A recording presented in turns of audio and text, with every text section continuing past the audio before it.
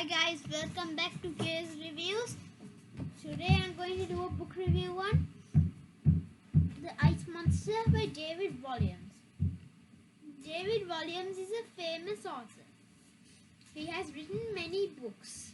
Billionaire Boy, Gangster Granny, Bad Dad, The Boy in the Dress, and Mr. Stink. There are a lot more. And The Worst Children 1, 2 and 3. He has written a lot.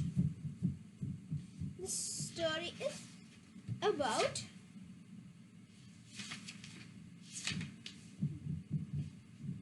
Elsie, an orphan. And Dottie is a cleaning lady at the Natural History Museum. Here are the introductions. You get to meet Elsie, Dottie, Private Thomas, who is Dottie's boyfriend, Mrs. Kurgle, Mr. Clout, Commissioner Barker, the Professor, Lady Buckshot, the Admiral. The Admiral's here. And Colonel and Brigadier, the 1-9th Sergeant here, and the Matron.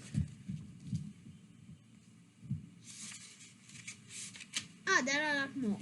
Queen Victoria and Abdul Karim, Sir Ray Lancaster, the sandwich board man who says the end is nigh. Can you see? The end is nigh. And the captain who was in charge of the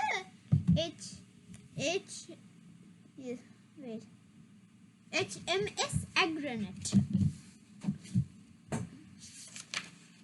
And more. There are 3 more. The Sticky Fingers gang. You know, do you see these kids? They are infamous for being the greatest robbers in London. And Raj the First. In the other books, Raj has a role of a news agent. Even Raj the First has sweets. And last but certainly not least, the ice monster itself. A woolly mammoth that died 10,000 years ago. The lifeless animal was discovered by Arctic explorers, perfectly preserved in ice. Look. Roar! Yes, and Elsie, who was in the who was in the Wormley Hall home for unwanted children. And Elsie was one of those orphans there. Elsie got beaten, and she had to have a bath in maggots. How can she do that? Have a bath with maggots. How can she do that? And yes, she runs away. She had 25 friends. She said that she will never forget them, and she somehow went into the Natural History Museum where Dottie was. And then they met Woolly, and then they met some professor, and they made a hole in the ice, and the animal was still lifeless. And so they used a balloon which had a helmet on it, and it had a wire to the museum, and it struck, and the end of the wire was on the mammoth's heart, and it was and it went and he came to life. Elsie called him Woolly. Sorry, it is not a he, it's a she. Woolly.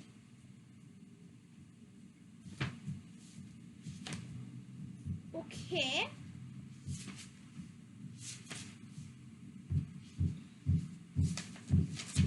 I love the part where they meet the Sticky Fingers gang. you see chapter 23, the Sticky Fingers Gang. I'll read the chapter so it can be good.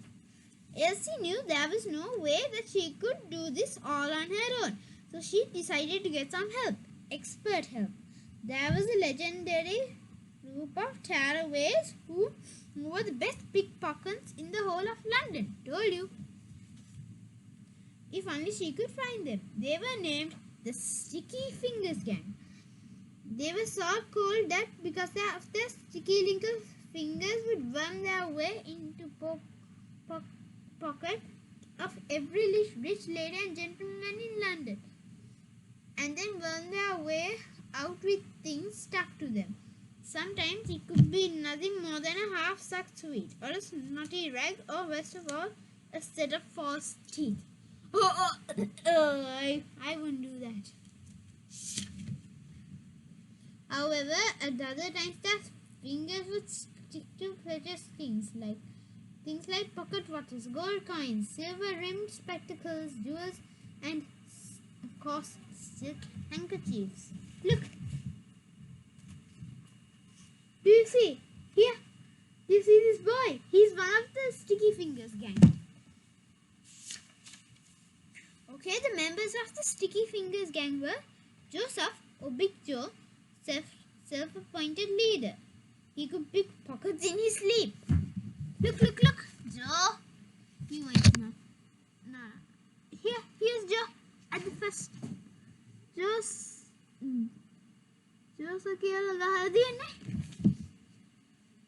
Zoe, the real leader, has been thieving since before she could walk.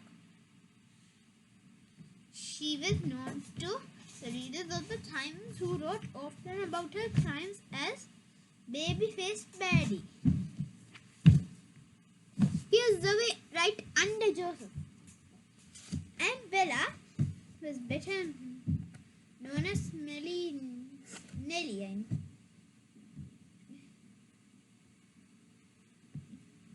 Bella O'Littleton was the shortest of the gang. She could barely reach the pockets of the rich ladies and gentlemen in London. So carried a stool with her to help. Bella. I said it. Okay, Nellie was better known as Smelly Nellie, as she used her bottom burps to distract her victims. Lottie was the baddest of... Okay, here's Nellie. Here's Nellie right under Zoe, and here's Bella right under Nellie. You might see it better. Yeah. Okay. Here's DC right under Nellie and Bella. Lottie was the baddest of the lot. Pickpocketing was just one of her many crimes. She was wanted by police forces all over England for duffing up a straw man, doing a cheesy burp in the face of a nun, and force-feeding cheese to a nun. Grace, or Dangerous Grace, is the toughest member of the gang. Nobody crossed Grace unless they wanted a veggie, tiny Chinese bun, or a knuckle sandwich. George, or Guiltyless George, looked innocent, but he was anything but. George described himself as a chairboy, which meant he could get away with absolute murder. Oh, he could get away with absolute murder. Okay. Light-fingered Freya could steal for England. One day at the fairground, she stole 318 silk handkerchiefs, a barrel of sugar plums, and a castle. Asia and Athena were sisters and partners in crime. When they weren't warring with each other, they oversaw a criminal empire that included gambling, extortion, and bare-knuckle boxing. They were known as the Sisters of No Mercy.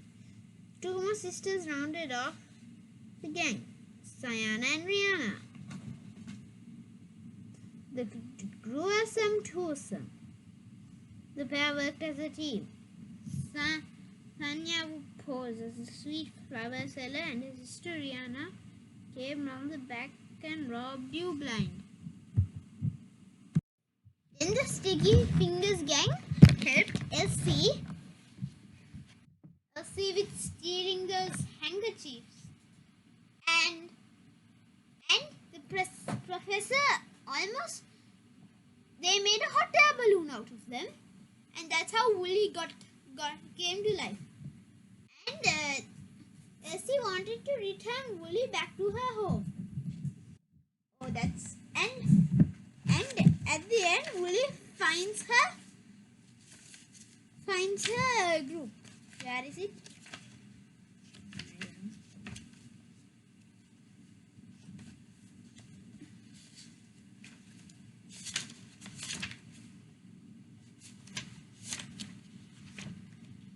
Wait.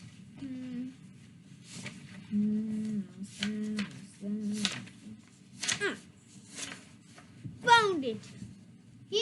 Here's a group of huge mammoths. They said, hoo, hoo, hoo, hoo, hoo, hoo, hoo, hoo. Sounds like an owl. Yes, and